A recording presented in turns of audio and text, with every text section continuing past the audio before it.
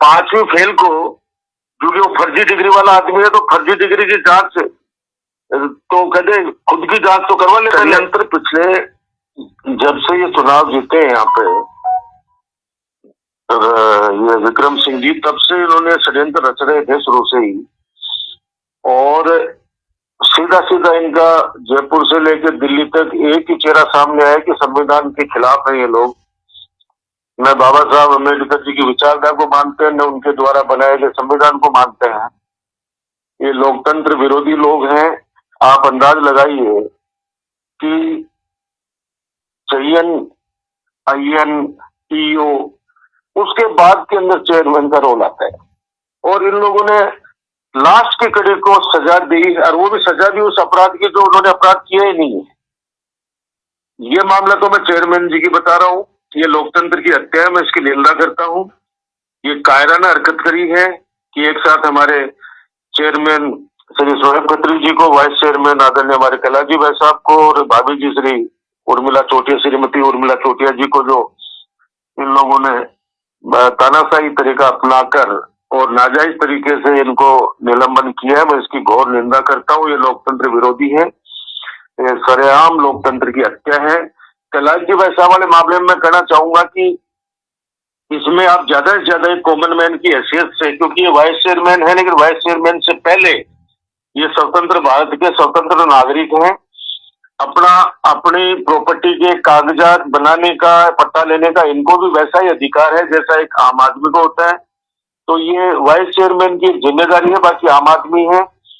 तो उसमें अगर कहीं पे अगर जैसे एक कोई भी व्यक्ति पट्टा लेता है और उसमें कॉमर्शियल की जगह रेजिडेंशियल लगा लेता है, तो एक नोटिस जारी होता है, कोई बकाया राशि और जमा कर ली जाती है।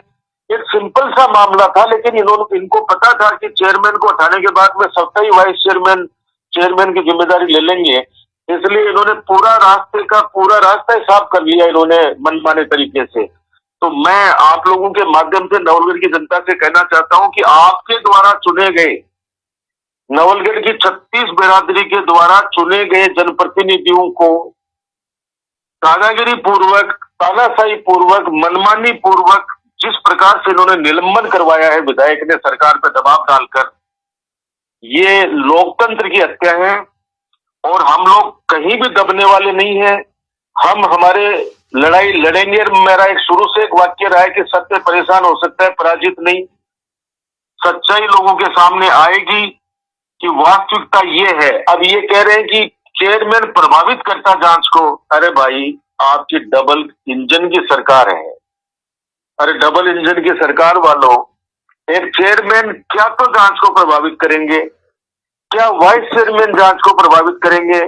और आप देखो दिन कौन सा चुना है कि आज इन्होंने कल आदेश निकाले रात को और आज इन्होंने वायरल करवाए हैं, और आज से माननीय न्यायालयों की छुट्टी हो गई। आज से 10 दिन की छुट्टी है। इससे साफ साफ इनकी कॉन्स्पिरेंसी झलकती है। इन्होंने षड्यंत्र पूर्वक ये काम किया है। इनसे आप एक सवाल करना इन माननीय विधायक जी से, क्या विधायक जी आप ये बताओ, आपने एंटी करप्शन ब्यूरो की छापे पड़वाए, क्या मिला आपको? बता दो एक भी सामने कौन से आपने अपराध साबित करवा दिया? आपने DLB से रोजाना जांच बिठवाते हो। अब वो कह रहे मैं सबको जेल में डाल के रहूंगा। भैया जेल का ज्यादा अनुभव उनको है, इसलिए वो ज्यादा बोल सकते हैं इस बात को। जिन्होंने अपराध किया वो सजा भुगतेंगे, लेकिन निर्दोष लोगों को जिस तरीके से ये बदनाम करने की साजिश रच के और निलंबन किया मनमाने तरीके से, मैं पुनः एक बार इसकी निंदा करता हूँ। इनकी दादागिरी है। पूरे राजस्थान के अंदर दर्जनों चुने हुए जनप्रतिनिधियों को इन्होंने मनमाने तरीके से हटाया। हम उच्च न्यायालय की शरण लेंगे और माननीय न्यायालय के सामने पक्ष रखेंगे। अब एक बार ये कहते हैं कि न्यायालय में इसके अंदर वो ऑर्डर है माननीय। अरे भाई मैं आपको कहता हूँ, एक तो हिंदी में टाइप करवा के देना, सुन रहे हो, करना जब हटा भी नहीं जाएगा 5वीं फेल से, तो आप लोग किसी को बोलना कि उसको पढ़ के सुनाए कि उसमें लिखा है माननीय जज साहब ने कि आपको नोटिस मिला है, सिर्फ आपको सस्पेंड नहीं किया गया है, इसलिए आप बाद में आइए। आपके ऊपर कोई कार्रवाई होती है तो आइए न्यायालय के पास में। तो उसको 5वीं फेल को, क्योंकि वो फर्जी डिग्री वाला आदमी है, तो फर्जी डिग्री की जांच तो कहते खुद की जांच तो करवा ले, पहले हमारे लोगों की जांच करवा के और जिस प्रकार से ये लोकतंत्र की हत्या की है, ये सही नहीं है। और दूसरी चीज और बताऊं इसके साथ साथ में, अब वो किसान है, कितना बड़ा मुद्दा आप लोगों ने, मीडिया वालों ने भी उठाया उसका, विद्याधर यादव का। आप सब सुन रहे हैं मेरे को? जी जी जी जी सुन रहे हैं। अब आप बताओ कि उसको 10 लाख रुपए का नोटिस जारी किया है। आज ही मिला आज।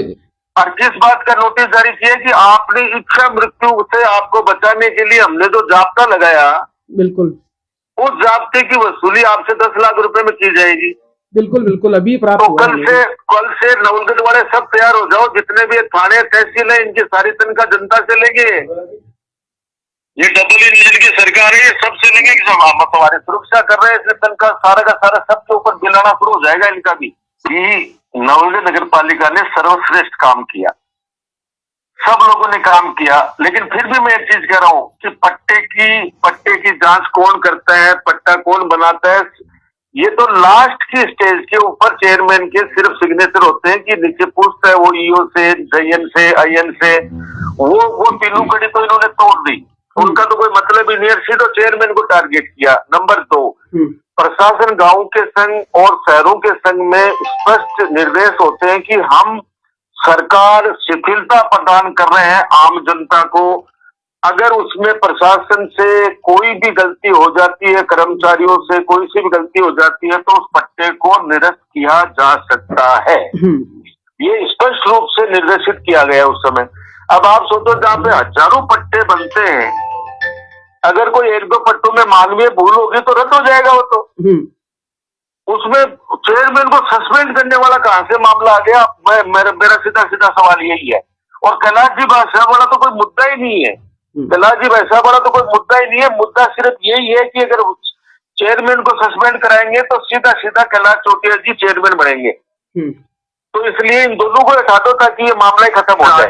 नवलगढ़ के अंदर 15 सालों में लोगों ने रामराज देखा है, असली गुंडाराज अब चल रहा है, असली तानाशाही अब चल रही है, असली मनमानी अब चल रही है, असली भ्रष्टाचार अब चल रहा है। मैं चुनौती के साथ कह रहा हूं कि कोई से भी विभाग में आप चले जाओ, आप किसी भी अधिकारी कर्मचारी के पास चले जाओ, जनता से जाके पूछ लो कि तुम्हारा काम कितने पैसों में हुआ है। ये सारे के सारे दलाल अब वापस एक्टिव मोड पे आ गए हैं, जिनको 15 सालों में हमने गाड़ दिया था जिन दलालों को, वो दलाल सारे अब एक्टिव हो गए हैं और असली गुंडाराज देख रहे हैं। तो अब देखो, नवलगढ़ के अंदर हर महीने के अंदर एक मर्डर होता है, हर दिन एक चोरी होती है, कोई किसी के पास किसी ऑफिस में जाता है उसकी सुनवाई नहीं होती। तो मैं ये कहना चाहता हूं आपके माध्यम से कि इन्होंने नई परंपरा शुरू करी है, बदले की भावना की राजनीति। अब जो इन्होंने राजनीति शुरू की है वो बदले की भावना से शुरू की है। मेरे टाइम पर रईसा बानो जी चेयरमैन रहे हैं, अगर वो भी हमारे खिलाफ जीते हुए थे, लेकिन हमने उनको सपोर्ट किया कि नहीं, आप जनहित में काम करो, कोई दिक्कत नहीं आएगी। अगर हम भी अगर पीछे पड़ जाते कि आपने पेट्रोल कितने रुपए का भराया, आपने गाड़ी पे ड्राइवर किसको रखा, तो सस्पेंड तो सरकार होती है, किसी को भी कर दे, कभी भी कर दे। लेकिन हमने कभी भी दुश्मनी की राजनीति नहीं की, हमने कभी भी किसी को परेशान करने की राजनीति नहीं की। हमने हमेशा सबको साथ लेके चले और नवलगढ़ के अंदर 15 सालों के अंदर एक बहुत ही प्यार का, बहुत ही सुंदर सब एक संजोया था हमने, एक सपना और एक गुलदस्ते के रूप में इन्होंने छिन्न भिन्न कर दिया। ये जो लोग कहते हैं कि हम पूरा बगीचा लगाएंगे, उस बगीचों के अंदर इतने कीड़े पटक दिए इन लोगों ने कि आने वाले वक्त के अंदर और पता चलेगा कि इस समय आम आदमी कितना दुखी है। तो मैं तो इतना ही कहूंगा कि ये बदले की भावना की जो राजनीति का जो एक बीज इन्होंने बोया है, ये नवलगढ़ जो बाबा राम साहब पीर की धरती है, इसके लिए अच्छा नहीं है। यहाँ कभी भी बदले का भावना से काम नहीं किया गया है। लेकिन मैं इतना ही कह सकता हूँ कि जिस व्यक्ति को, मेरे पास तो अभी मैं 5-7 लोग आए थे, बोले साहब हम मिलने गए विधायक महोदय के पास, और विधायक महोदय ने कहा कि क्या एहसान कर दिया मुझे जिता के, तुमने मेरे को थोड़ी जिताया, तुमने तो राजकुमार को हराया, तुमने तो बढ़त में मेरे को वोट डाला है। तो जो व्यक्ति ये सोचे कि मुझे जिताने के लिए वोट नहीं किया नवलगढ़ की जनता ने, या जिन्होंने भी उनको वोट दिए हैं वो राजकुमार को हराने के लिए वोट दिए, तो वो आदमी क्यों सुनेगा? उसको तो जो मन मर्जी है वो चलाएगा।